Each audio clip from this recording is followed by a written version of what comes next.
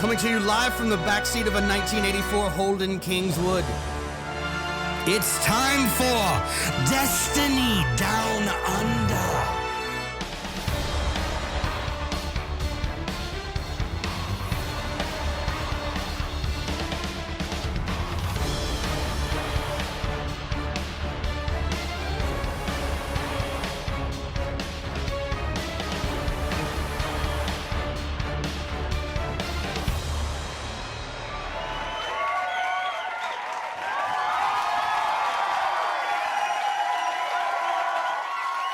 G'day and welcome to the 177th episode of the Destiny Down Under podcast. I'm every week.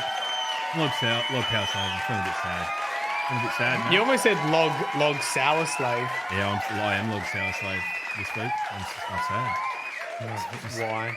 Because I've got to go back to work next week and I don't get to fuck around and play video Oh, games. right. I'm sad. Right. Anyway, So, how are you going? Don't worry about me. I'm yeah, fine. you retired from full-time streaming. Yeah. Yeah, I mean, I gave it a solid 2 days in a row. Wasn't partnered after that. Had to quit. Right. Wait, how does it feel to be Twitter famous? Fucking Anteus came in and said, "Oh, you're funny," and then vanished again. And I'm like, "That's it. Don't need fucking Mylan anymore." The big M Tash came and saw you, mate. The big Tash. Yeah, I felt blessed. It was great. He's a funny dude, so fair enough. He is as funny in person as he is online. He's a funny dude. I'm gonna reach out and see if we can get him on because I think he'd be a good fit for our kind of bullshit. But anyway, how you going? How's your week been? Our weeks have been pretty similar, I think, actually. But then again, you've actually been doing work. Yeah, so I've been doing 3-4 hours of stream a day at the moment. And can you distill that down to how much gameplay you're actually doing though, just so that people don't come into it with false expectations? Do you like that? Do you like that dead air? I'm going to give you the benefit of the doubt, and say that you play maybe 45 minutes worth of games in that time. Dude, do you know what I wish I could see? How do I look at those stats? Because obviously I'm in Destiny, so it's logging the hours. But how do I look at?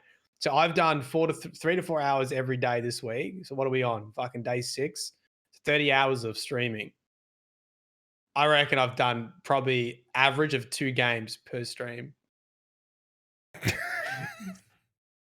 You know what the funny thing is? Like, I can't knock you either because I've starting all my streams playing music.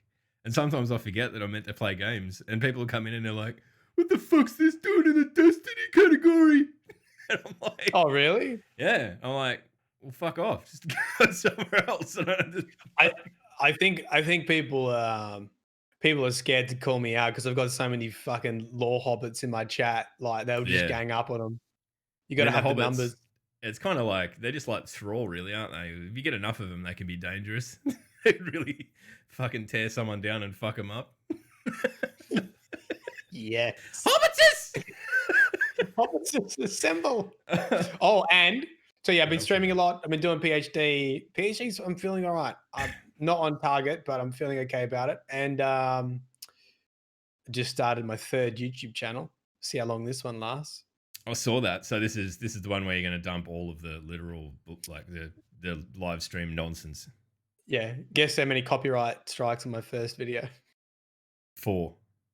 5. Oh, mate, including bag end.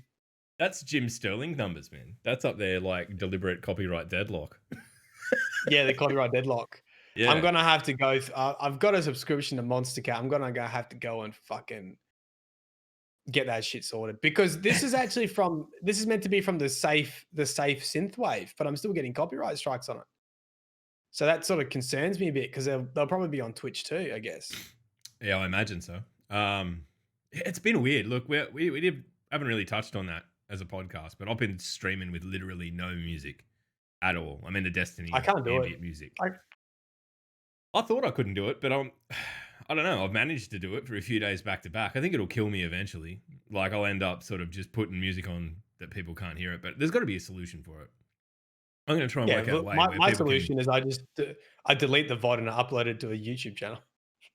My silly. Get fucking copyright struck on YouTube rather than Twitter. Yeah, well, the thing is, like on YouTube, it doesn't matter. Like you don't Yeah, lose true. your channel for it. Yeah. They literally just say you can't monetize this, and I'm not really doing it to monetize anyway. It's for the law hobbitses, Yeah. I mean, one day maybe I'll write my own fucking soundtrack, and then I don't have to worry about any of this shit. But until then, I'll just sort of potter along, I suppose. I mean, admittedly, there's a lot of bands coming out and saying, you can use our stuff because you won't get DMCA struck, which is why, if you were here for the live stream, you would have noticed a song off the most recent Dragon Force album. We were playing that because Herman Lee, who did the GCX stream, they played a heap of guitar, man. I love that stream. It was great. But yeah, he on that stream said, look, the last 3 albums, you can do what you want with them. You can play them wherever you want. So I think at the end of the day, we'll probably see a lot of artists actually realize the value in the kind of viral marketing of having their music be able to be shared in streams. Yeah. Do you know what I need to do? I really need to get my command sorted. So when people ask what a cool song is, like it's right there. Yeah. That's sort of the correct etiquette, I guess, is that, it's not like, oh, I don't know. It's like, people enjoy the music, they can find out what it is straight away and they can go listen to it on the Spotify or pay for it or whatever. That's what I need. That's the way really needs to be on my priority list. I think the other thing too, and the thing I'm going to look into is there's a function in Spotify where you can listen along to what someone's listening to. So if I was listening to something, yeah, then Amazon has that too, right? Amazon has. Well, there is actually a Twitch integration, but Twitch I've got no idea. I've got no idea what's on it or if it's good, or I've not looked at it. So, I mean, at the end of the day, do you want me to tell you what the actual problem with all this shit is? It's that record labels. Dinosaur record labels sell the rights to streaming services for jack fucking shit. So they've snookered themselves as an industry. Any artist now makes their money out of touring, so they're not fucking dependent. It's not you don't sit at home and just get royalties anymore. It's fuck all. So basically, the record labels, by doing this, are looking after themselves, not really the artists. It's kind of fucked. But anyway, look, that's a story for another time. It's something I feel pretty strongly about. And I don't know, maybe I'll write a tweet or do another tacky piece to camera in my car. I feel like Log and I are the average people that have just discovered how to make content, and we're just going to abuse the shit out of it until we... Oh, yeah. Oh, yeah. I thought about that video. I was walking downstairs to turn the stream on yesterday, and I'm like, no, that popped into my head, and I went and recorded it in one take. It took me a minute, and then I uploaded it, and then I clicked stream, and it works. So I think you're probably going to see a lot, like the quality of my tweets just down in the gutter from now on. By the way, guys, I'm selling a coaching service. I taught Log everything he knows about marketing. So if you want to, it's true. If you want to sign up to mylandgains.com/, definitely not a pyramid scheme, let me know. Yeah. It'll only cost you $779 to enter. It's cheap. It's cheap as chips. But look, we do have a fuckload of Destiny stuff to talk about. There's been a raft of patches come through this week. We've got the, what did we have last week? We didn't really speak about it on here, but we had the forge farming that some of us may have done a little bit and some of us might have not done. I did it. I don't care. I did. Did you do it? Yeah. We haven't spoken about this or whether we'd out each other about it. But what if I just went, nah, I didn't do it, mate. I just stabbed you in the back. I can't believe you've done this. I can't believe you've done this. This is the end of the DDU over forge farming. I mean, it wouldn't be, look, given the morning that we've had, we're not going to talk about it on here. I can see a few people bringing it up in the chat. It's been a very, very crazy morning in the Destiny community. It sort of seems like every week there's a new fucking drama. But yeah, we're not going to do that on here. We're not going to lower ourselves to talking about shit people on our show. We are shit people. There's enough of it already. So look, the forge farm, you were morally okay with it, Matt? You didn't think it was the end of the world like a few people? Okay, so I saw someone like macro farming today in Rumble, right? They very obviously had something set to crouch, move around a little bit, fire the gun a couple times, and then just sit there. It was extremely obvious that's all they were doing, and they obviously I don't know why you'd bother doing that. Just what, farming tokens? Is that it? I don't Farming know, man. Crucible tokens. I I think Crucible honestly, tokens coming out of I got Crucible tokens coming out of my fucking ears, and I play like 2 games a day. I mean, yeah, come on. exactly. I'm like Like, sitting at 7,000. I can't get rid of the fucking things. I'll just wait until Shax is like. I mean, it doesn't matter now because I've fucking AFK Forge farmed my way to the soft cap. But next season, when Shax is the vendor, I'll be like, yeah, fucking give me them on. I don't know why. Look, people are not going to hate. Maybe people don't like this. I don't know why it was enjoyable to forge farm when I wasn't doing like when I wasn't obviously playing Destiny. And to put it on in the background and basically be farming like armor stat rolls. I was like, this is sick. Like I get to look through all my armor pieces and like make a PvP build, and I can just get straight to what I want to try to do, which is get better at PvP and like have a PvP armor set. And I was like, I've got all this gear now to choose from. I'm like, yep. that's Yeah, fucking sick. I think now, look, obviously, like it was a weird thing for us because we were both into it, and it's like, okay, two sides of a coin. I understand that it makes people who don't want to do that. It is going to make trials this week particularly messy for them. You know, we didn't have trials last week. This week, if you're not at 1050, you're probably going to have you're going to get kicked in the butt bad. But to that window, on the other side of that window, there's like a bit of concrete and back deck and all that, and there's the fire pit. And on Saturday night, the boys came around and we were sitting out there drinking beers, and in here on this computer was just AFK Forge farming. And we were just sitting out there, and I'd get an umbral, and everyone would go, "Hey!" It was great. It was camaraderie. That being said, I feel like have they increased the drops of umbrals? Because I've got umbrals coming out my ears now. Yeah, I think as you go through and level up those things, the perks you'll end up with heaps of them. So really, I think the value of AFK farming, while it was kind of raising your light level initially, really, and I'm kind of annoyed because I got to the point where I was at light level and I went, okay, that's enough. I don't want to leave the computer on overnight and shit. I wasn't really doing that. It was just sort of while I was up through the day, leaving it on, coming in and check on it because I'm paranoid because it's only new. But just like a worried father. You okay in there, PC? Need anything, little buddy?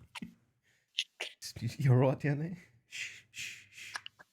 That got real weird. Yeah. So the real value is in the altered things or whatever the fuck they are. The other things you get with it, the currency that you spend in the recaster. Yeah. So I wish I'd done that because having a lot of that, I imagine, will be quite useful because you'll be able to tailor armor to your needs come the back end of the season.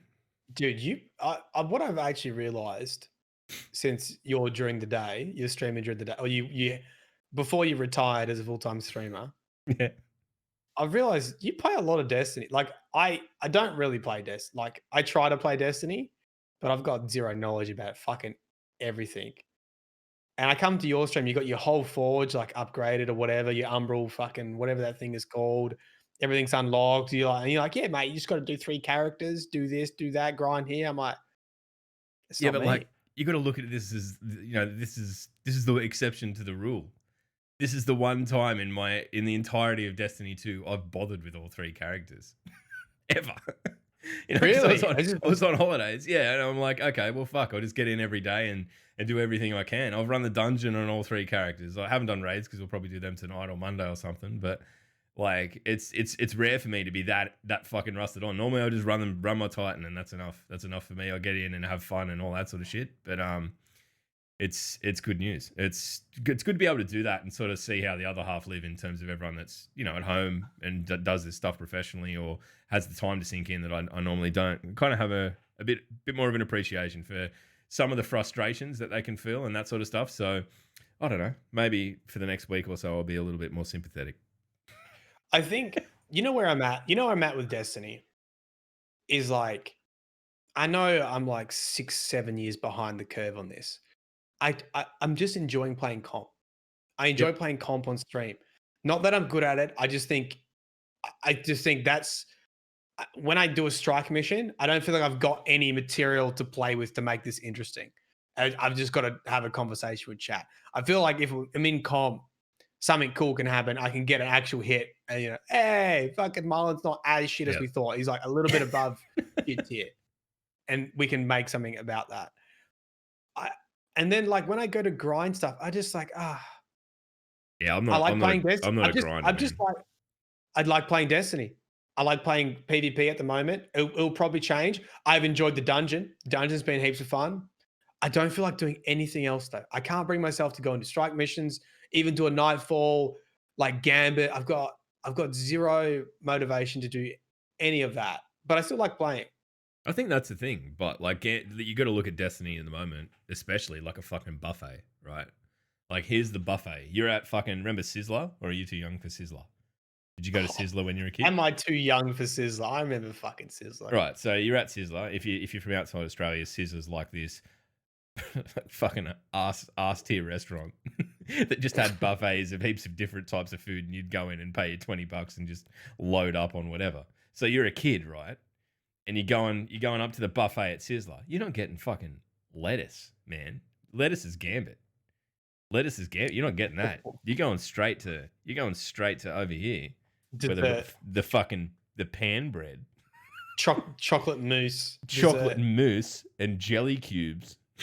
That's where you're going, and that's dude. You give me fucking flashbacks. Oh no, right? Childhood. Like I'm gaining weight and just talking about this shit. So lettuce is Gambit. You've got your strikes over here, which are like, I don't know, that wet corn that sits in a bowl. and then why are you bed for? I don't know who ate that. Oh, I can't wait to go to Sizzler and get some fucking corn. Fuck that shit. Yuck. Look, if you're out there and you went to a Sizzler in the 90s in Australia and you ate the wet corn, can you please just let us know that you're okay? All right? And also why? The wet corn. Why was it wet? It's like it just come out of a can. Yeah, I think it's from a can. Yeah, I think that's from a can. Why are people turning up to a buffet to eat fucking canned corn? Wait, doesn't the US maybe is the Sizzler from US? Maybe it's a can. Don't you have canned corn in the US or some shit? Isn't that how it's meant to be? Yeah, it grows in a can on a tree, man. Oh, I'm thinking of creamed corn. Oh, well. Don't. You'll piss off Fez. She's, in the proud state of Arkansas. No. Felicia can't make fun of me for the next month, by the way. A deal was made. Anyway. All right, do we want to talk of Destiny? What are we talking about? I don't know. There's not heaps to get through this week, so you're going to get a bit of loose mat and loose log and just bullshit because my brain's not functioning. I haven't had to actually think about anything serious for weeks at this point, so good news. Yeah. How'd your 1v1 with a fabled PvP streamer go yesterday, Matt? Didn't I win against Sassy? Or did he win? No. He told me that you won. I've done it a couple times now. Yeah. I won. This is the thing I love. I just wish Sassy would just I've let myself finally go on Twitch. I just wish Sassy would let himself go on Twitch, right? Because I was like, oh, you 1v1 me, pussy. So I 1v1 Sassy, right? And I win. And he's like, no, you really enjoy that. You really deserve that. That was a good win, right? He also was using like loadouts from chat and not really playing properly and all that kind of thing. And really, I just want the toxic Sassy to come out because you guys have not seen anything yet. He comes out in full force on my stream. He loves to come into streams and just fucking take over. He just likes to take over. He's a shameless self-promoter. That's next time. Oh, look, if you're listening to the podcast and you tune into Sassy's stream, next time you're watching his stream, can you please jump in and ask him to stop self-promoting in his own stream because it will trigger the fuck out of him and it'll be worth it. And then please clip it, send it to us just for our own fulfillment because that's just, we like to bully each other. That's just the way we are. Yeah. But anyway, me and Matt had a 1v1 yesterday and I shit on him again. So good news. Wait, did you 1v1 him too? Oh, I 1v1 you, Muppet. Oh, me, yeah. Oh, what? Yeah, hold on a second. Was it just random loadouts? He's got double primary, right? And every time I get a sniper shot on him, he just runs away or He does a big fucking. He's got the crayon hanging out half his fucking mouth. He does a big loop and just turns back on himself with a Titan one-shot knee, and just I've got a sidearm and a sniper. Right? Is that accurate? Yeah, fucking is. Stupid Titan. Mate, it was Fucking strategy. dummy. I knew that if I could bait you into taking your 2 sniper shots, you didn't have anything you could kill me with at all. So I just poke my head out and you go, boom. Even if you killed me, you wouldn't get specials. So sweet. They have. Do you know what I miss? I actually I miss that kind of PvP shit talking like with your buds. Not Just 1v1s not shit and talking. screaming at each other. Hello, Danny. Yeah. In the background. She's like, I'm sick of your shit, Matt. Like, I miss split screen GoldenEye. I miss split screen Halo, and Those are the days. just like that's actually why I've been enjoying the 1v1, like coming in people's streams and just saying, "Oh, you 1v1 me." Yeah, because it's like but 5 being in minutes of Discord- concentrated abuse at each other and sledging each other the whole way. I think it suits us Yeah. particularly well. It wouldn't work, I don't Yeah. think, I remember when I was in school and I used to hop off the bus at my mate's bus stop. I used to take my fucking Nintendo 64 controller to school through the whole day. And then I'd get off the bus stop at his bus stop and I'd go to his place for like 45 minutes of an afternoon before mum came past and picked me up and fucking just feverishly sit on his bed and play GoldenEye, fucking big head mode going, yeah. We wouldn't be able to do that, me and you, as grown men, because it would get violent real quick. It would get, and I'd lose badly because you could rip my arms off, but still. I know we're off topic, but I still remember, right? My twin brother, we used to have one really good friend, and I think it might have been Super Nintendo. I don't know. Was it Mortal Kombat 2? That would have been Super Nintendo, right? Mortal Kombat 2. Anyway, we're playing that. Yeah. I'm playing that, and my brother gets super angry when he loses, so he started like saying all this shit, fucking lag. Like he was saying lag before the internet was invented, you know, like fucking. Oh, Chris. Yeah. Right. And he gets into a fight with this friend, right? And like a full-on fucking brawl. I remember Chris being on the floor, my friend being in like full mount, like a fucking MMA fight, and just going like bopping him straight in the head. And his head fucking bouncing off the fucking tiled floors. I'm like, oh my God. And then I remember the dad coming in, goes, what are you guys fucking doing? You're meant to be fucking friends, you idiots. Why are you punching each other? Yeah, anyway, that was You missed it. Sounds like you missed the game. perfect opportunity to hop up and go, finish him.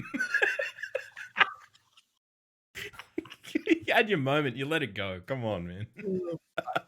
Dude, I was probably only 12. Yeah, true. Yeah, at that age, violence is just fucking horrifying. So, fair enough. Right. So, what do we have? We'll jump in. We'll talk about actual Destiny shit for a little bit, and then we'll Podcast starts at 23 minutes. This is a bad one.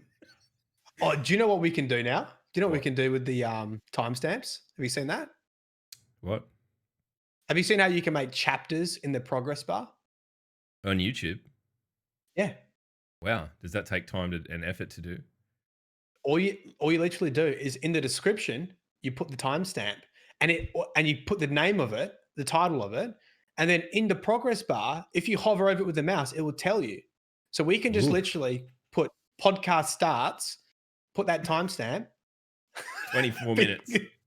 Right. Yeah, and people could just literally click on it and it'll take them to it. Podcast start. I mean, that's not saying that it's not going to stop again in a minute's time when we get distracted by something else. Yeah. But still. Yeah, that's true. So podcast starts at 24 minutes. We'll do that, right? Yeah. All right. So we had Bungie's incredibly successful GCX stream again this week. They do this. I mean, they've done it for the last couple of years. Yeah, same here. I think it was. Was it late for us? Was it in the morning again? It was super early for us.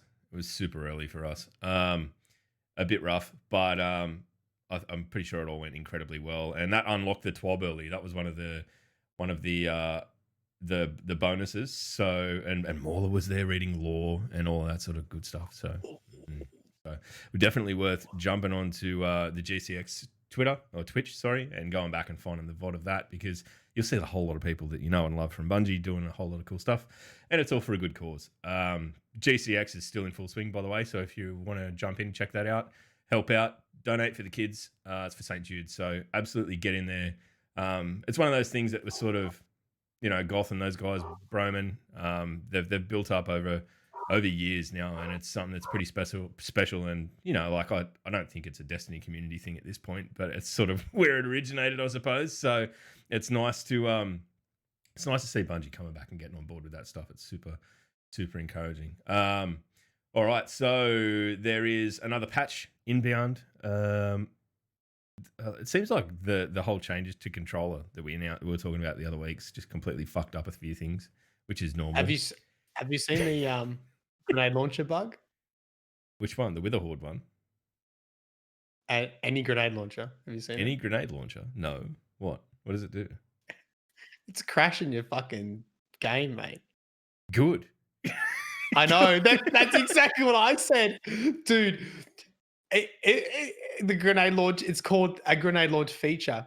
So it happened to me, right? And what then grenade I versed another guy. Actually, I wasn't using it. It was actually, I don't know if it crashes multiple. I saw multiple people drop out of comp games who were using Mountaintop. I was versing a guy with Mountaintop. I heard that like the whatever fucking noise it makes, it flings past you, and he just stopped, dead. Shot him, DC. My game crashed and just exited.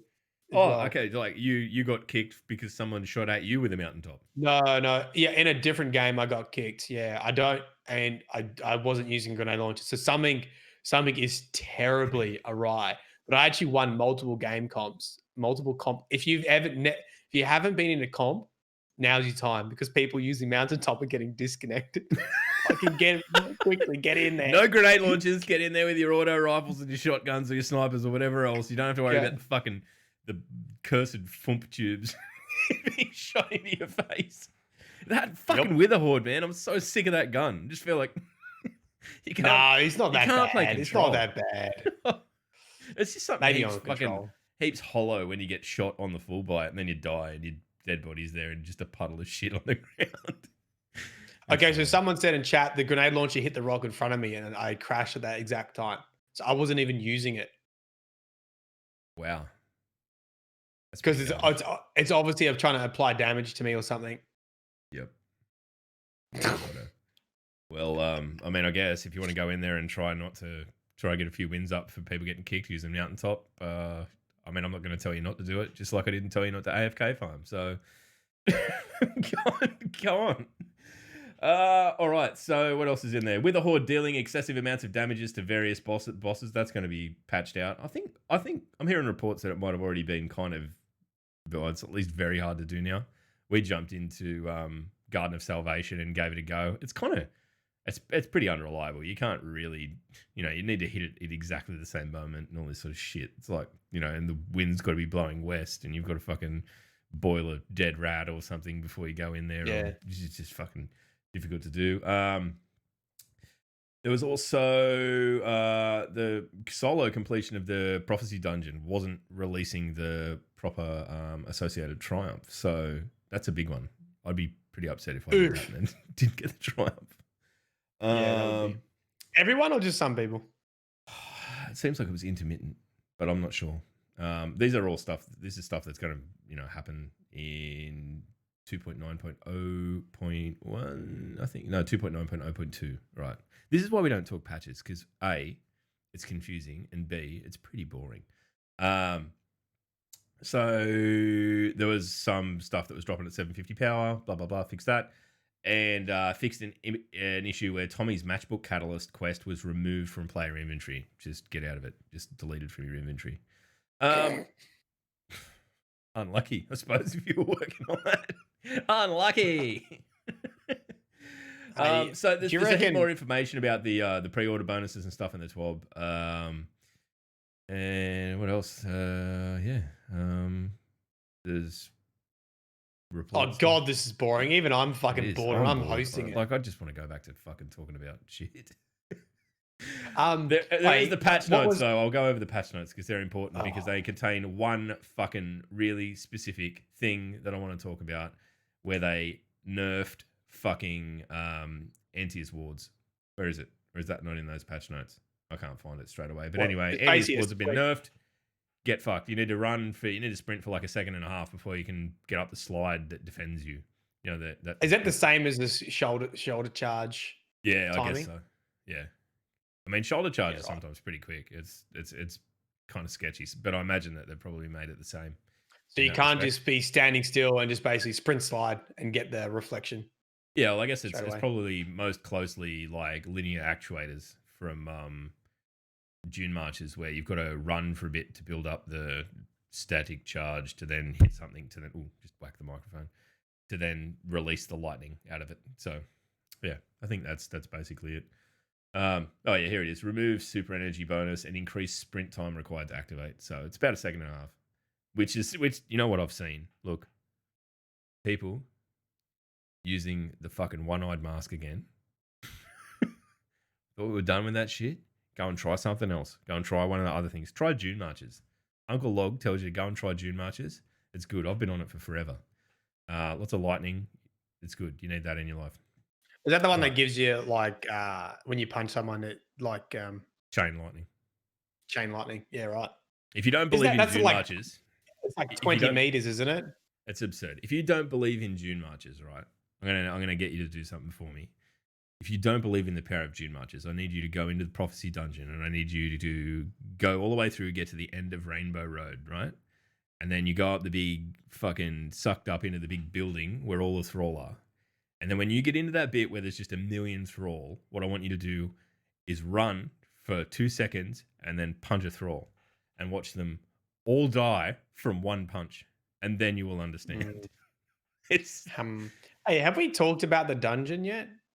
not doing at it? length.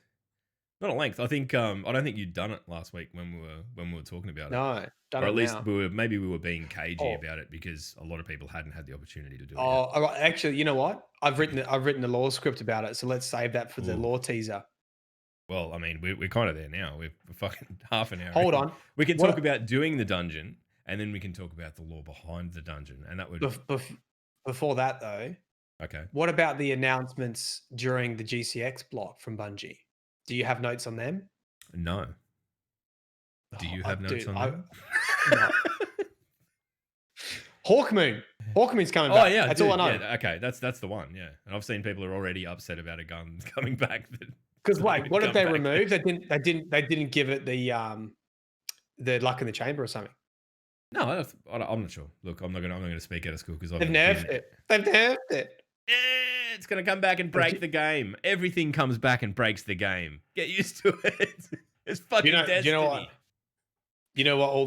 Do you know how many lore hobbits fucking celebrated when they announced that? Because I have been asked. Do you know how many fucking times people have asked me, Mylan, what's the lore of Hawkmoon? It's my favorite gun. It's my favorite gun. What is the lore of Di- Hawkman? It didn't have lore. That's the thing. That's why everyone kept fucking asking me about it. I don't know. It doesn't have You just lore. made something up, Matt. Just lie to the people. Give them what they want. Anyway. Oh, okay. Well, that's cool. That's pretty cool. I didn't know. I need to obviously, go and check that out because that's cool news. I saw Rick Ackus did a video on it, which is I'll go and watch that. Good news. Do you know that I actually invented Rick Hackers as an intro? What? Is this you are you being facetious or is this in some way true? Oh, you didn't see. You obviously didn't. Just check after this podcast. Check my Twitter. Okay. All Check Gamma Traps. The video Gamma Trap posted. Oh, I showed. Matt. I showed my. I have unlisted- that downloaded. Gamma sent me the link.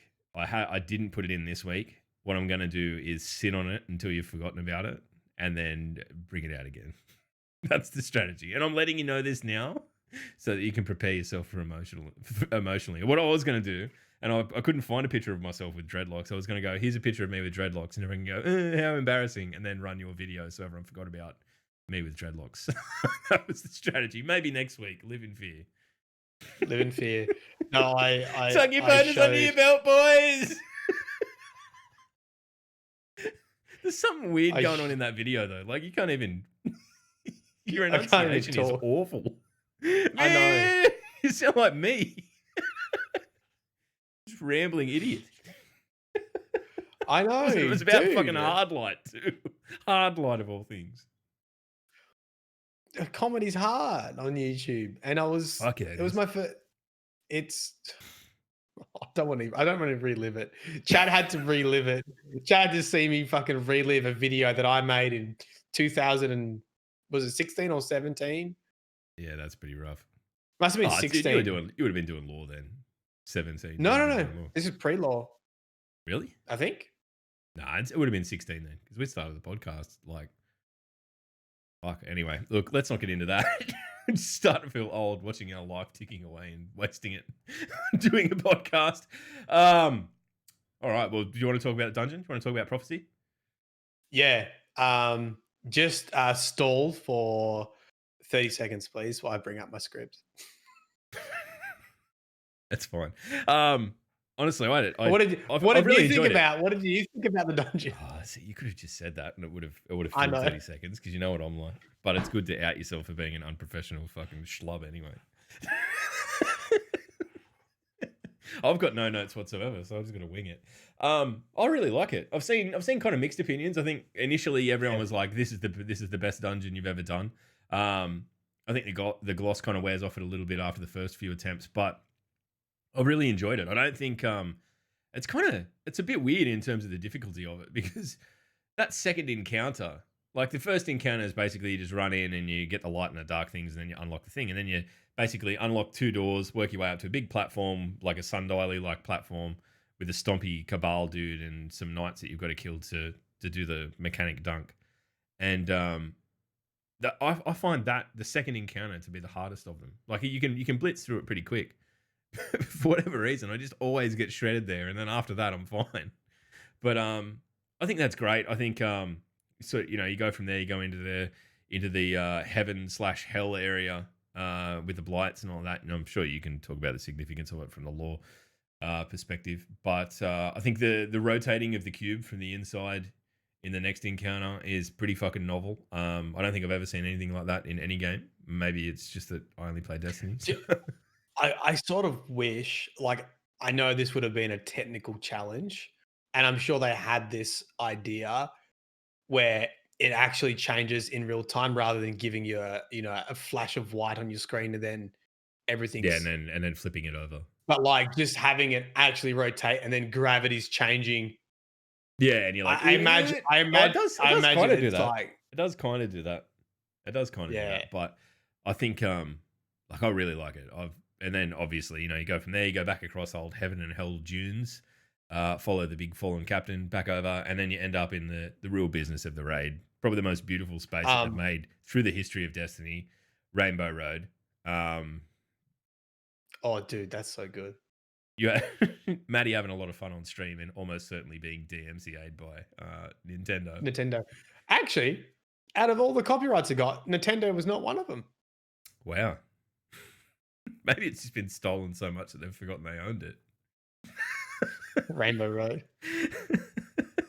Yeah, but I love that bit. It's just such a. I think in that respect, like the pacing of that activity is great, because it's kind of like, okay, here's this, like relatively difficult bit. Cool, you get through that, and then you're into like an easier bit for a bit, and you get to regroup.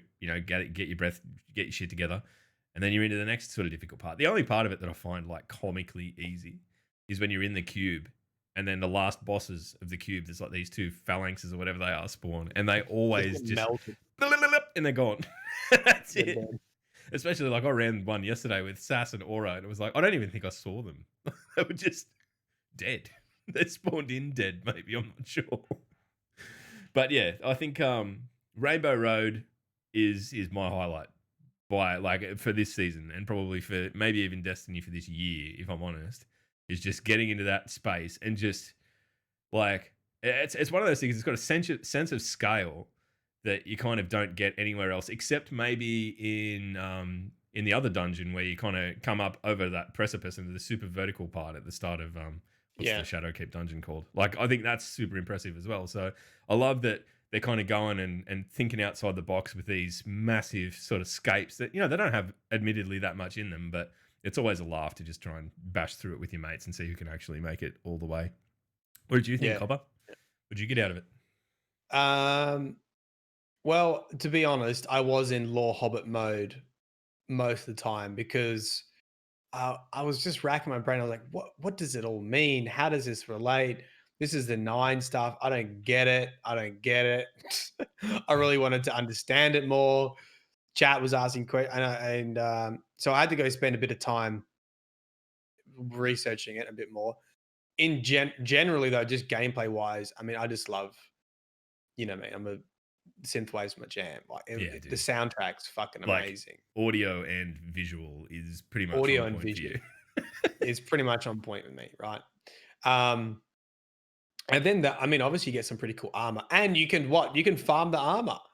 Yeah, well, so basically you can go back in and you can run it again for chance at different rolls at sort of not pinnacle drops or anything, but different rolls of Same the gear level. that you've acquired already. Yeah. Man, I'm looking at that Titan helmet. Holy shit! Like, I mean, everyone knows I Dude. don't take the prodigal helmet off, but this has got me thinking about it. It's the Dato one. It looks fucking unreal. It's straight up that whole armor set. Actually, the Titan armor set looks like full blown, some kind of Gundam armor from any of the 1,000 animes that sort of features in. It looks fucking incredible. So, not so cool when you've only got the chest piece and it's just pink with a rabbit on it. But I imagine when you put it all together, it does look much cooler, like Voltron or some shit. Oh my god, what does it mean? That's good, Dovis. Okay, so have you heard me give this spiel? Or do you already know what I'm going to say about the prophecy dungeon and the lore about it? No, I haven't. No, I mean, is this your video from this week just gone or next week? No, it's coming up beyond All right, Sunday well, night. no. Monday I mean, morning. how would I know that? Okay, well, you tell me. What did you get anything as a not a casual player, as an ex full-time streamer? Yeah. What did you pull away from it? What's it all about? Do you know? I've got nothing. Honestly, I know that we go into the big nutsack at the back of Drifter's thing, and it's sort of like in the same space as Reckoning, but I've got no idea what we're actually doing. I mean, I imagine that thematically, it's sort of tied to the balance of the light and the dark. That's kind of the real overarching sort of premise that I feel like it's trying to get across. You're forever, the moat mechanics is in every activity that's in that raid. So in the dungeon, sorry. So I think it's about that, but really, I've got nothing. Okay, well, I sat there.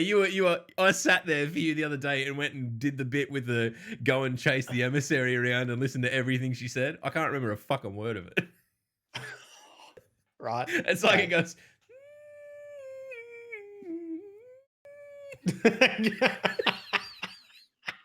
in one ear, out the other. Okay, so let's all learn together. All right. So, do you remember any lore? Do you remember any lore about the 9? Anything whatsoever? Yeah, there's 9 of them. What do you remember? No, they're they're gods that are in another plane of existence, and it kind of seems like they want to get into our existence to be able to break the sort of their immortality kind of thing. And the emissary was sucked through a door and then spat back out as a weird looking floating woman who is sometimes inexplicably giant. That's it. Exactly. So the short of it is, our best explanation of the 9 came from the Dust Lore book, which was released with Season of the Drifter. When they really they basically gave the very first explanation of the 9 ever. There was a training cryptarch named Lavinia who was chasing them. She could see that they were expressing themselves as dark matter in our realm, but they couldn't be in our realm. And she linked that dark matter to Gaul's invasion, and that the 9 actually assisted Gaul in, I guess, blinding Guardians to the invasion. And the reason behind that was one of the 9 wanted to see if Gaul could steal the light, because they want to. For this is it's very open to interpretation. This is my interpretation. Okay, is that exactly what you said? Probably because I told you. It's a good 10 points for logging. It's in there somewhere. It's just like jumbling around. It's occasionally. They're not. If the light and the dark are at the top of the pyramid, the 9 are not. They're not related to the pyramid. They're outside the pyramid. They're something else. Yep. They're in a different realm. They're like if you have like humans, wielders of power, gods. They're like I guess above God. They're like everything and nothing at the same Yep. time. So they're in a different realm, and they're like before time started, almost kind of deal. And then they obviously saw life develop, and they saw all the experiences that we were having, and they saw the light come, the dark come, and they saw people wield those powers. And it's sort of this idea of how gods try to relinquish godhood to experience. Like if you don't, it's sort of like that idea if you don't experience pain, like people are like, Yeah. if a god it's couldn't literally experience exactly what Rasputin did with Felwinter last season. yeah, actually pretty similar to that, right? Yeah. So they are interested in people who can wield the light and the dark because they believe that that paracausality will allow them to escape their realm. Yep. And so that's why they all throughout the season, the Drifter, they say that we are interested in the three people who have transcended their design, which is in Beyond Light, which is Eris Morn, the Drifter, and the Exo Stranger. They're three characters who have transcended their design. Eris Morn lost their light but gained dark powers. The Drifter captured dark creatures and created dark creatures in Gambit, and Exo Stranger has control over time. So they're all people that they think could teach them how to harness these powers to escape their realm. So that's the first thing you sort of need to know. The second thing is it's called the prophecy dungeon, right? And there is a prophecy in the dungeon itself. When you get to the sand I can see I'm losing Log. I can see he's fucking No. Stick I'm good. with me, I'm Log. good. I'm good. Stick with me. Hold. Hold. Quickly, get to the point, right? Let's get to the point. Right. In the sand section, there's a sand dune section. And within that section, there's a bunch of rubble and they're ruins. And they are four areas that are well known to Guardians. It's Io, Titan, Mercury, and Mars. Yep. Guess what planets are being removed? So you reckon we're Titan, actually going to see a cataclysmic event remove them from the game rather than just like you can't go there for a bit? So that's a big question right now. So if you combined what the prophecy is showing us, which are these four sets of ruins, and you go and read the lore book that you unlock for that, okay, the Duras and Egress lore book, yep. it basically tells you that whole lore book describes the pyramid ships occupying Titan, Io, Mercury, and Mars. On Mars, Rasputin dies. On Io, Ashimir tries to block the pyramids and is not successful. On Titan, Sloane sees that the Fallen actually start to flee Titan because they realize the darkness is coming. And on Mercury, Brother Vance goes into the Infinite Forest and actually fights a dark mirror of himself. You know, like the dark mirror we saw in the end of Garden of Salvation. Yeah. Yep. And basically fights a dark Brother Vance. So I assume, and he seals the Infinite Forest. So my interpretation is this: the prophecy, why it's called prophecy, is basically predicting the arrival and occupation of those planets by the pyramid ships. Now, the big question is, are we going to get a destructive event that explains why they're going to be vaulted? But they're vaulted because they want to keep them there for old content. But from a story point of view, are they going to be vaulted because the pyramid ships have arrived? Dude, if they can do that, honestly, I'll be fucking ecstatic. To be able to go, okay, look, for functional reasons, we need to write this content out of the game and actually go, all right, here's why it's out of the game and like launch it in a story perspective. Fucking brilliant. Yeah. That's great. And, you know, I would love to say we get something similar to the Almighty. I mean, that would be fucking that cutscene, like the in-game event, but just sitting in the tower watching planets fucking explode. Just no worries, boys. Right? Imagine that. Imagine if you could be being on the planet, like, guys, this week be on Titan, and just being there and seeing the pyramid ships, just a fleet of pyramid ships in, and it just kills you, just blows up the planet. And then you respawn in orbit. Oh, well. Or what if it's just like, don't be on a planet, just be in orbit, and then like little GIF puffs of smoke come up over the icons and then they're gone. Yeah, Poof, right. poof, poof. So that's one of the prophecies. I guess the next prophecy could be this whole like following the taken Kel. The echo. I don't get that yet. I don't know why, if they just needed a boss. I don't know if that is Aramis is not a Kel. She does not, her aesthetic does not match the Okay, Kel that we right. chase. That was my She's a assumption, was that it was Aramis yeah. or like She's a some derivative of. she's a baroness. However, I'm pretty sure she's a baroness, which is the same as a captain. However, it could just be metaphorical. Metaphorical? It could be a metaphor, right? Because it could be, we know that Kells command the fallen. They're the Yep. leadership of the fallen. Yep. We know that Aramis wants to wield the darkness and realign the fallen to their rightful place. We know that Mithrax wants to work with Guardians, and we know that Varix is in behind. So it could be a metaphor for that. It's the fallen's time to rise. Our next big enemy is going to be the fallen, and the metaphor is it's the fight for the leadership of the fallen, which is obviously Aramis. So even though it doesn't look like Aramis, it could just be like the prophecy is the fallen are going to rise up, and someone's going to try to take the leadership, trying to take the Kel position, and that's what the nine are trying to get across in that mission. So that's the prophecy part. And so the last thing that brings this all together is like, why did we go into the dungeon? Like, what was the point of going into the dungeon? And you miss out on this if you don't listen to the Drifters dialogue, or you don't listen to the end of the cutscene. Yes, that's you. And if you don't host a podcast with someone who will tell you about it after the fact. Yeah, or you don't listen to this podcast, right? Yeah. Basically, the Drifter says to you, we asked a question. And the question was, what is the darkness? If you read the lore around it, like it's actually in the lore tab for one of the pieces of armor, the Coda armor. I can't remember which armor piece. But the nine basically say, you asked us a question and we created this realm. The realm itself is the answer to the question. So that's the clue. So we said to the nine, what is the darkness? And their answer is the dungeon. Okay, so now you got to combine everything together. It's actually really cool because, we're talking to Catherine about environmental storytelling. Yeah.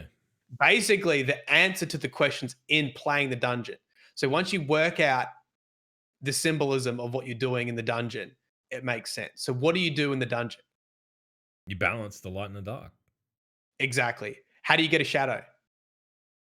You stand in the dark. Or is that what you need light, right? Yeah, well, you need light. Yeah. Okay, right. Obviously. The light casts a shadow. There's no shadow without the light.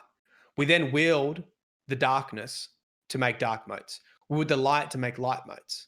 So so what's the answer to the question? The light and the dark are the same coin. There's no difference. There are powers that we just wield. There are things that we use to survive.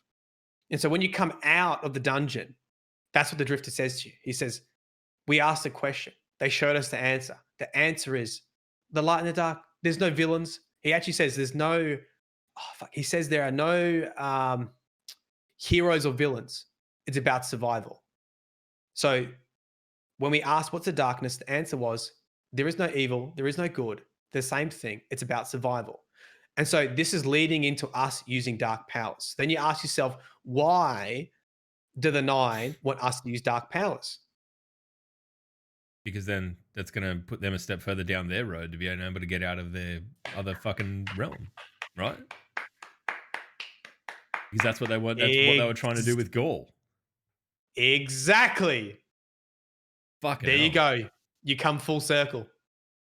I feel like I'm glad you exist, Matt. Like, obviously, because you're my mate first and foremost. But to tell people this shit, because I feel like unless you sit and do a deep dive on it and like have a solid conversation about it, or like, obviously listen to one of your lore videos or whatever, most of that is just fucking. It's enormous.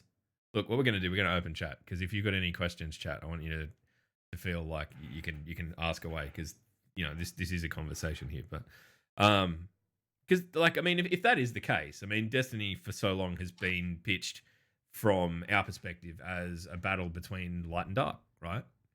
But in one piece of content, they're ultimately saying that is a redundant fight and to be able to utilize both is the real victory, right? Because that would facilitate survival. Fuck. Yeah. And that's why like it's all a big setup, because they show you, if you think about in the order of things you're doing, like you wield the darkness, all this kind of stuff, you make dark motes, and then they show you your future.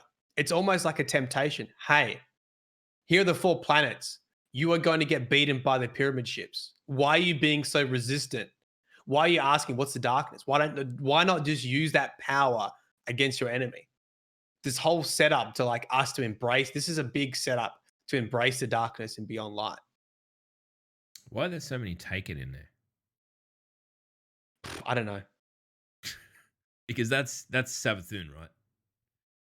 Like the Taken is Savathun, like, because that's the way it fucking comes across to me. Like, it's like this whole season is pitched that the darkness would just turn up and they want to have a chat, right? In their pyramid ships. They're just like, hey buddy, come for a yarn. And then you've got Savathun, who's doing everything she can to kind of despoil and fucking ruin that relationship before it can start. Before we can even get there and really understand this sort of stuff. Like do you remember ex-girlfriend or something? Do you remember the very last? Because someone asked this today, right? Someone asked this today. How is Savathun linked to the 9? Because I haven't really spoken about it. There's got to be a link between Savathun and the 9. And then I remembered the very last entry of the law book, Dust. Dust. Yeah. With the teacup. The very last entry. Shit. Yep. The Ahamkara teacup is Savathun. So the Cryptarch goes into the 9 realm, and who the fuck is in the 9's realm? Savathun. Holy fuck. Maybe this isn't the 9. Maybe this is part of Savathun's trickery. Shit. And she's trying to trick us into using the dark because she's a baddie. And then we're going to use the dark, and then she's going to be like, you done it. And we're like, oh, fuck. Savathun, you tricksy hobbitses. You tricksy hobbitses. This is literally lore live, isn't it? What's that fucking mean? For that whiteboard? Fucking whiteboard with this string on it. Someone with the emote. Someone did it before. With the Mylan Games crazy face. Right. Holy shit! I feel fucking. There we go. There it is. Look, it's coming through. If you're listening to this on one of our audio platforms, there's just a emote of what looks like Mylan's head smashed into a small box, sneering or smiling or something, and a whiteboard next to it. So it gets the point across. Shit, beautiful. I don't even know what to make of all of that. So that's a lot to digest. But I think like now people know that. Does that make you more happy? Like you said, does that make it better or worse, the experience? Because I do think it's probably. But I mean, Destiny's always been like that. Like, I think Destiny's always been the game where you kind of go in, do the things, and then understand the significance of the things after. Yeah. Right. Yeah, like the cool part is like you go and you do it and you go through the challenge, and then kind of like sitting here, like having this conversation with you has been me unpacking what I've actually done through that context and understanding it. So I guess next time I do it, it'll be heaps like cooler again because I'll be figuring out, I'll be going, oh, okay, that's that, that's this, whatever. Yeah. I think it's just too much for anyone to be able to go through that sort of thing and like take it all in first pass. Yeah. Maybe there's definitely if you're listening to this and you're going to go back and play the dungeon, I highly recommend looking for other Easter eggs. There's a bunch of other stuff I didn't put in the video. Like a lot of people have been breaking down this symbolism of each part, like heaven and hell and the cube and like all this other like little hints. I think the main part that I haven't put in is when you get into the last stage, you see the Queen's court, right? You see Marisov's court. Yeah, there's the throne there. The throne's there. So just along the same lines, some people have also predicted the Dreaming City is going to get whacked as well. And maybe that's how they'll introduce Savathun, because we haven't had the curse on the Dreaming City resolved. And she'll be like, you bastards, you killed me murder battery. You're gonna have to go out and get a fucking 2-stroke Jenny, you bastards. So it could be, and all these story threads have all the same people in it. We know that Mara Sov was communicating with the Night. We know that Savathun has her own throne world. We know that they're preparing for like Mara Sov will come back in some way. She's got to be back in Beyond Light, surely. Yeah, I mean, she's ultimately the character that's always been kind of the balance of the two, right? Like she's the one character that sits, like, even in sort of her Inception story and that of the Awoken, she was the one that was sort of closest to that darkness wave that kind of made them all turn blue. Not really sure. Do you know what would be? As I could put it. You know what would be super ironic? What's that? We all embrace the darkness. Guardian Aldrin returns. Good guy Aldrin returns, embracing the light, and then we kill him. Bit of switcheroony. Yeah, now you're a douchebag. Now you're the bad guy. You know what? I think there's more to that Savathun concept, man. Yeah, because that, like, dude, that's that whole character, right? Like, trickery. And if they're gonna actually enter her into the game, it's gonna be on the back of some fucking grand deception. So imagine if the whole, remember how she wasn't successful in the murder battery? Yep. Imagine if the fucking dungeon's a murder battery that she worked out eventually. Well, imagine the whole fucking solar system is a murder battery because she's pitching light against dark. Imagine it's been a murder battery all this time. I tip my hat to you, Lord Hobbit. I don't have a hat. Where's your monster's fucking ink hat? My Twitch Chad hat. My Twitch Chad hat. For my fucking 200 IQ brain. That's why it's so big. Oh. All right. Well, look, if you're rocking on in chat and you've got any questions about anything Destiny related, probably like at all, fire away, or anything else, really. It doesn't really matter at this point.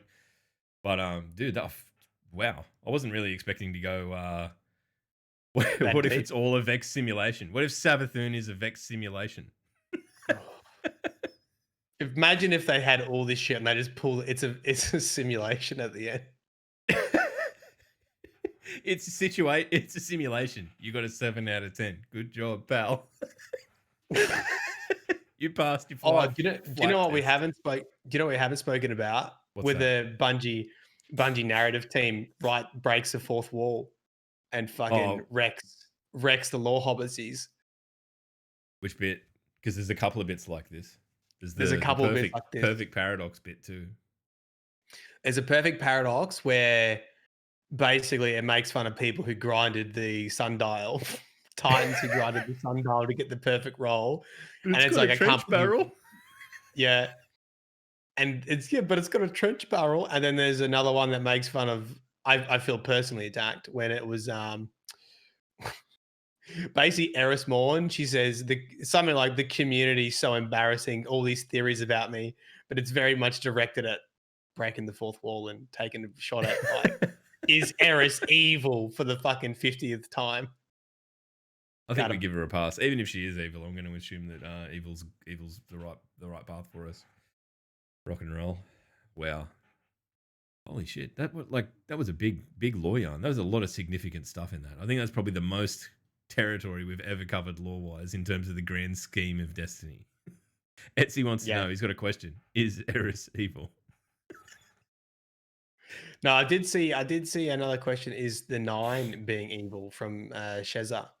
And no, I don't think the 9 have good or evil. I don't feel like they have that concept. It's just about, I think they're just ambivalent. How they can. Yeah, exactly. They definitely if they definitely don't care what happens to Guardians. Put it that way. Yeah, I mean it's kind of that, like, they've kind of like got that Lovecraftian god kind of vibe going, right? Like the other realm fucking. Wonder if we'll ever see. Do you think we'll ever see, like, the 9 manifest themselves in our, like, plane of reality? Do you think that's where we're headed with this? If they did, Super Smash Bros. Yep. The glove boss.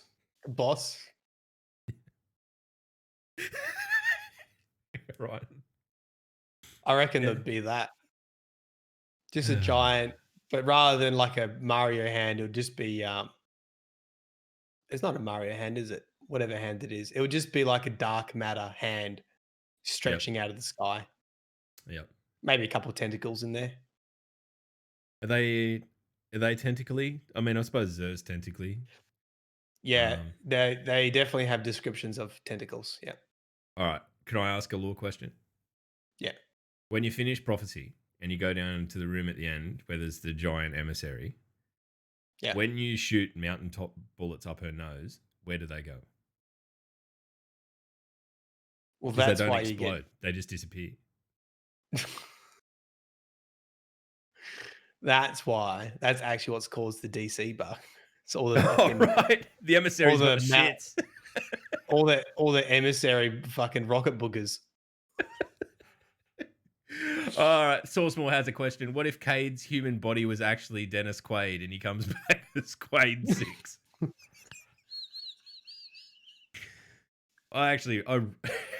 You got me there. I thought that was a genuine question. But I'm glad it wasn't. Do you think Osiris will fight us when we take sides with the pyramids? That's actually an actual question. I really feel like Osiris hasn't been harnessed as a character yet. I really hope he gets a bit more airtime. I think the Drifter's in a great spot. I think Eris Morn's in a great spot. I think the Exo Stranger, obviously hasn't been around a lot, but she's coming back.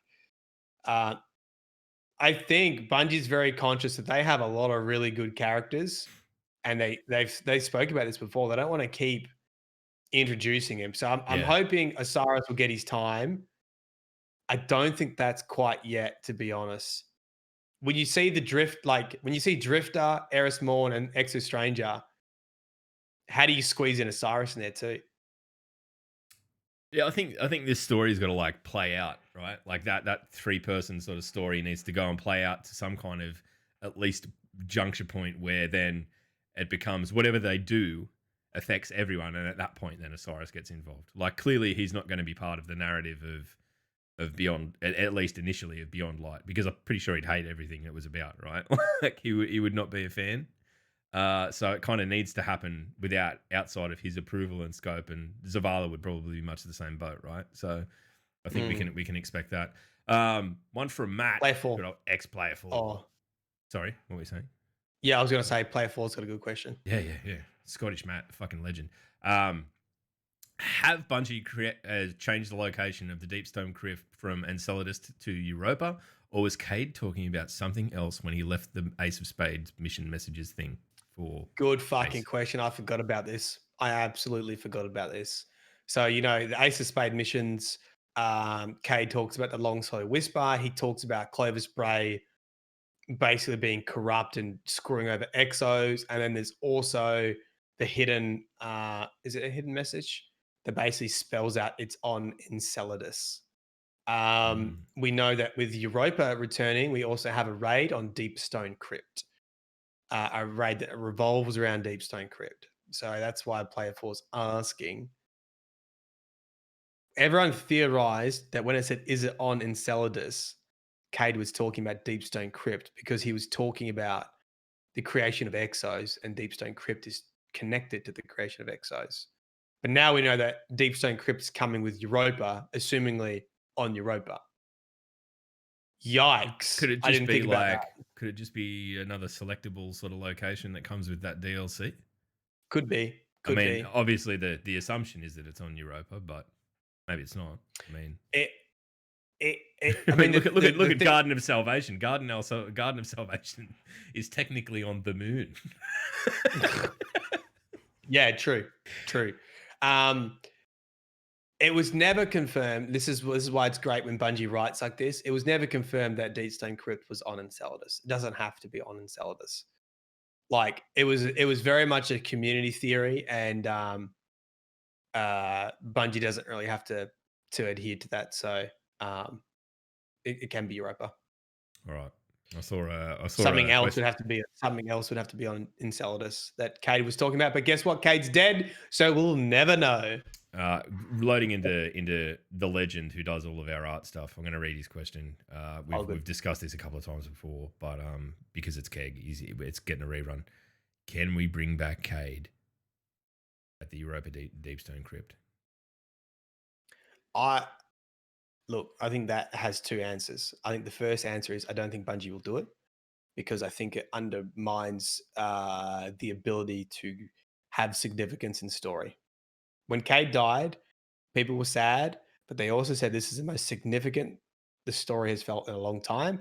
And I feel like it would undermine all the narrative work they've done to bring Cade back. So from a logistical point of view, I don't think it's the right call. I think the right call could be a fucking nostalgic, oh wow, hold on, we found Cade's original memories, and you get like because we never knew if Ace, remember Ace, his kid, remember that could have been even real, completely imaginary. Okay, so here you go. How about this? How about we get the original Cade files as some sort of flashback story driven thing, and we get told that he did have a family, and that Ace was real. And just to hit home with that nostalgia and sadness, but that's it. Just like a little Easter egg or a little. And then there's a little kid Exo in like a chamber there that you can look at. That's like Ace, just to make it extra grim, like fucking Ripley's. Believe it or not, like. Sorry, I undermine the seriousness of the moment there. Or what if we find out, because we know that. Okay, let's say they confirm that Ace is real, right? Ace knew that Cade, his dad, was trying to pay his debt off by becoming an Exo. What if Ace tried to follow in his dad's footsteps? Wouldn't that be sad? And then, guess what? He's there, and we turn him on, and he becomes the new Hunter Vanguard, Cade's son, Ace. And you know what? He's not even funny. He's just boring and quiet. He's just like, hey, going. Yeah, no worries. Happy to help. What, you mean like Shiro 4? He's voiced by fucking, what's that guy? Michael Cera. Hello. Michael Cera. Or Blue Westlow. It sounds exactly the same. All right. Megaton's question. Log, how do you get permanent marker off a door? Matthew, do you know anything about this? All I fucking know nail polish remover, is that, dude. Fucking chat is the biggest rats in the building. I did a skit where I wrote on my door, and as soon as Danny came in, chat fucking outed me. And Danny was, anyway, it's on Twitter. That's bad. And it was Megaton. Megaton was the one that first started it too. I went back and looked at the VOD. Fucking Mega. He's trouble, man. Lads. He's trouble. He's big trouble. All right. Well, what we might do, we might wrap up there. I'm trying to quickly go back and make sure we haven't missed any like questions that don't relate to texters on doors and stuff. All right, Cyborgs. Here's one last serious one. Fucking stop typing for a second, everyone. It's moving the thing around.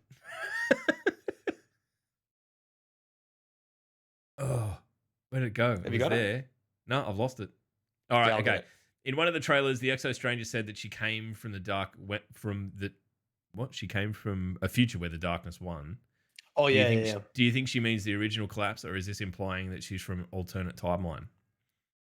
Or is she from the future and we lose? Okay, let's break this down.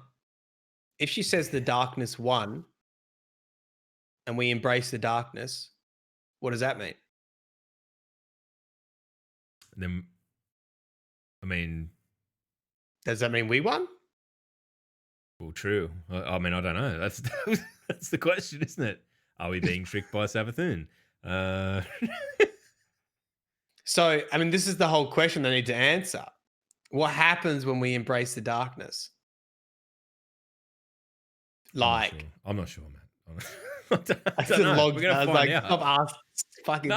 No, I know that you're asking rhetorical questions. I just don't have the mental capacity for it. I'm just too stupid. I'm like, but maybe that's what she meant. Maybe the Exo Strange. No, but the thing is, I sort of wish in that. Well, not wish because I don't know what's going to happen yet. But it'd be a much stronger theory. Let's say you had Marasov, the Drifter, Eris Morn, the three individuals that transcended their purpose, right? because Yep. they've all embraced the darkness. And then you had the Exo Stranger off to the side, and we know that the Exo Stranger said, "In the future, the darkness won." That would set up a storyline that's like the Exo Stranger is trying to prevent us from wielding the darkness, and then the three individuals, Drifter, Marisov, and Eris, are saying the darkness is our salvation. We need to embrace this dark power to get there. You know. Yeah, I'm happy with that. You didn't fucking listen, cunt. I know you didn't because you were tuning out. I know you I were hope chat tuning was out. listening. Yeah, no, I was like setting things up so we could actually raid someone effectively to end this podcast. So I just let you go. your body. Just wind up and fucking you law for a minute. I know your body, All right, mate. look, I know when you're not paying attention. Caught you out. Yeah, you got me. You got me a beauty. All right, look, we're going to close off on a pretty important note. If you've been to Bungie.net this week, actually, I think it was only 10 hours ago, they've uploaded a collectible pin, the Be Heard collectible pin in support of Black Lives Matter. So absolutely get on there and please, if it's a cause that, I mean, you should believe in it. I'm not going to tell you what you should believe, but you should believe in it. You need to get on there. It's in support of the Equal Justice Initiative. Pre-orders are available from the Bungie store starting June 23, 2020. So maybe put some of your pennies aside, save them up, get that. As always, these things are pretty exquisite when they come through. They look incredible. So it's definitely worth your cash and an amazingly important cause to support for now. So rock and roll. All right, Matty. Look. Just a quick thank you to everyone. It's been a killer stream. If you listen to this shit, wherever you listen to it, whether you're watching it on YouTube, whether you're listening to it on Podbean or any of the audio platforms that it sort of sublets out to, thanks heaps. It's been an incredible few weeks for the podcast, just sort of the craziness of this season and all that sort of stuff. And it's been a hell of a lot of fun. So for whatever part you've played in it, no matter who you are or where you are, thank you very much. You're a fucking legend. And Matty, where's the law going to find people? Okay, let me paint a picture for you, right? You land on the moon, okay? All this nine stuff and this prophecy shit's happening. You take a couple pitter patter of your feet as they slightly hit the moon dust, right? All right, pitter patter of your feet. You walk over to Eris Morn, okay? Now what happens is she's there holding the orb, right? That little fucking orb thing, right? Roy You Orbison. you accidentally drop. You drop your pistol, right? So you've ducked down, and your ear just glances the orb. Boom, flashback. You see that it's really Savathun. Savathun is Eris. Eris is evil. The law will find you. You wake back up, and you're like, "Was that a dream?" Catcha. All right, have a good week, everyone. Don't go get yourself cancer. Bye. Fucking rock and roll. We're going to raid into 8 Pro. Oh, I couldn't help it.